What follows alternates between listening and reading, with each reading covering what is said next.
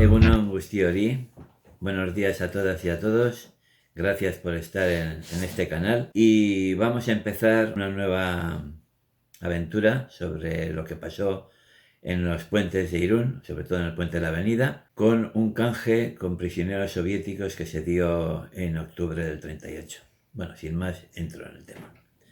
El 2 de octubre del 38 a las 8 de la mañana se llevó a cabo un intercambio de prisioneros entre los marinos del Komsomol y soldados y oficiales italianos. Los soldados y oficiales italianos no estaban en Irún y ya hablaremos de esto.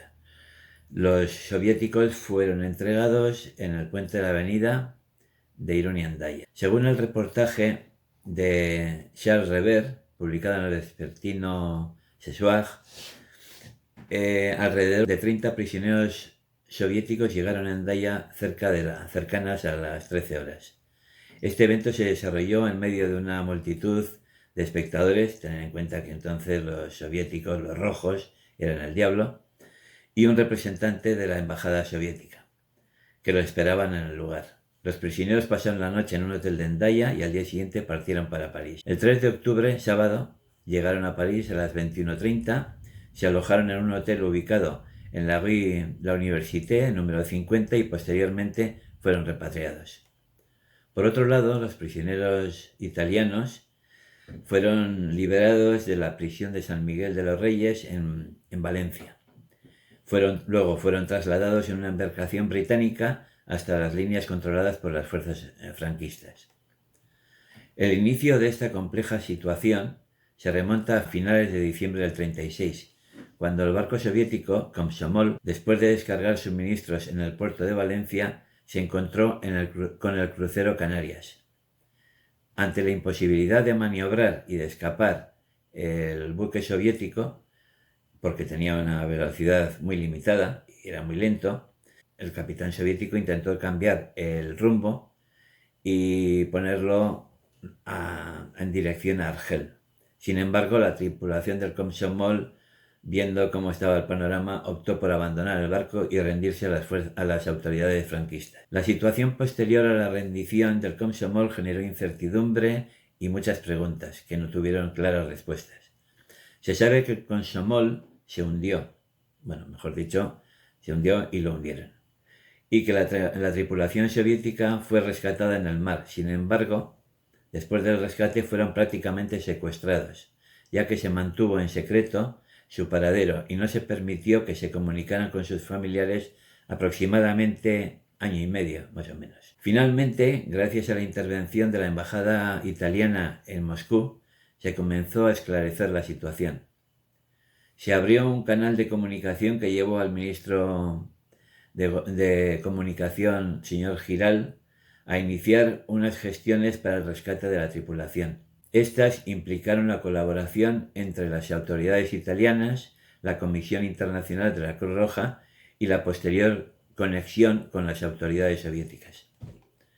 En medio de un contexto de guerra propagandista y comunicaciones selectivas, surgieron informaciones que generaron temores y especulaciones alarmantes. Un ejemplo de esto se encuentra en un artículo publicado en el periódico Rouge Midi del 29 de diciembre del 36, que planteaba la inquietante pregunta sobre si la tripulación del buque Komsomol había sido fusilada. Los supervivientes de este barco permanecieron detenidos, como hemos dicho, aproximadamente unos 10 meses en Cádiz. Posiblemente eran en Puerto de Santa María, pero no es seguro. No hay mucha información sobre esto. Y estuvieron, hasta octubre del 38, estuvieron detenidos, digamos. Según la documentación, no se realizó ninguna ejecución de marineros soviéticos, a pesar de que sí fueron condenados a severas penas. En mayo del 38 se recibió una propuesta de canje de los marinos soviéticos. Un canje, como he dicho antes, a cambio de los oficiales y soldados italianos que habían sido capturados en Guadalajara. El número de marinos soviéticos detenidos era conocido, 11 oficiales y 21 marineros del Komsomol, pero también había otro barco que había sido capturado en frente de las costas de Vizcaya, que se llamaba Smidovich, y había también 9 oficiales y 23 marineros. Pero lo más importante de todo esto es que se consiguió la lista de los nombres, y sí tenemos, pero no la vamos a publicar aquí por razones obvias, ¿no? El proceso de negociación y el canje fue sumamente complicado debido a la falta de relaciones directas entre las fuerzas franquistas y el gobierno soviético. Finalmente, a finales de agosto se logró un acuerdo que se concretó en octubre. El periplo carcelero de estos prisioneros se refleja en el itinerario, que después de pasar por Cádiz, los entregaron en Ondarreta, como se sabe es la prisión provincial entonces de Guipúzcoa. Seguidamente de Ondarreta fueron llevados a la cárcel de Tolosa, a la Plaza de la Justicia, como se hacía con todos los canjes que se iba a hacer, como solemos decir. Y posteriormente, el 29 de septiembre del 38, fueron entregados a la Guardia Civil para su conducción a la frontera en virtud de la orden del juez de marina. A los marineros, evidentemente, les tocaba ese juez. Los días que hay entre el 29 y el 2, esto se solía hacer, que no hay constancia de ello, que los traían a Irún y los metían en la cárcel. Una vez que se dio la orden de que había que pasar, como he dicho al principio, el día 2 de octubre pues, empezó a trasladarlos y pasar la frontera. La repercusión internacional fue muy fuerte después de una campaña de noticias falsas. En aquel entonces la propaganda negra, como se suele decir, circulaba a toda máquina, y posteriormente en la Segunda Guerra Mundial más todavía.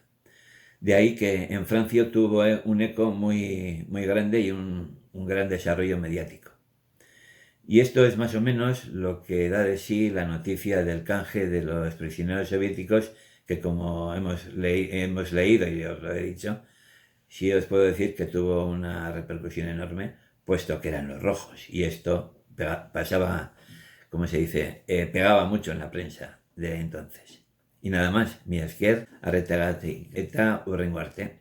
Gracias por vuestra atención y hasta la siguiente.